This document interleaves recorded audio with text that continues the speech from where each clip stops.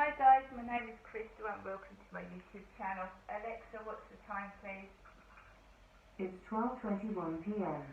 So Sue ringing the buzzer has started my face pain off with a vengeance. I've got throbbing in the sinuses and a pain in the tooth that is got the roots exposed. I do know that in about a couple of hours time my neighbour is going to come back home upstairs with his kids and they're going to be noisy and run across my ceiling. I am a woman, I'm a female, I've had about as much of this as I can take. Now everybody knows what was going on behind closed doors.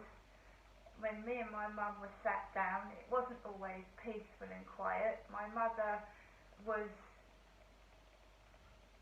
virtually locking me inside her flat, slamming the door shut, and just going on and on and on and on and on and on about how she was Jennifer and I wasn't. And I was shouted at, and sometimes I had to sit for 6 hours of yelling that she was Jennifer and I wasn't, right? She would slam the door shut, bolt it, and I wasn't speaking to anybody. She'd rush out to the taxi driver, have a conversation, and I was shutting doors. And I believe my dad went through the same thing. Now I've escaped it. I ran out of that flat, and I got out. I don't want to go back to it, and I'm not going back to it.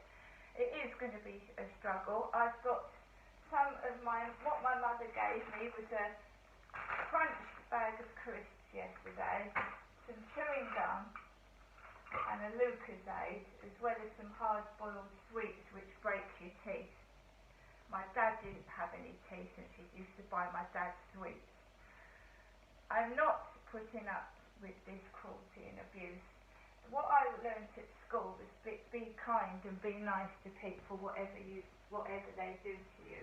Yesterday I lost my temper because my mum was bringing my son, who's been through liver disease. She never bothered to visit him. She never bothered to visit any of her grandchildren in the 22 years that I and my kids were in Gloucestershire. She brought my child that has been through so much and nearly died before he was a month old, that to provoke me into getting angry, right? Get away from volatile people. Get away from poisonous, toxic people. They make you ill. It's going to take me a month to recover from what I've just gone through. Now I'm not Derek. She hasn't thrown her husband out the house because she told me she thought my dad Derek was carrying on with Sue next door. So she hasn't thrown Derek's belongings out because in her mind that's what she thinks she's done. She's got rid of Derek, and basically I was shouted at and told I was just like my father. So she's now thrown my clothes out, and she hasn't thrown Derek's clothes out because Derek doesn't wear knickers, does he? Or he didn't. So she's got Sue to bring back, and poor Sue, right, what she had to do to bring that bag of washing round here out of her way.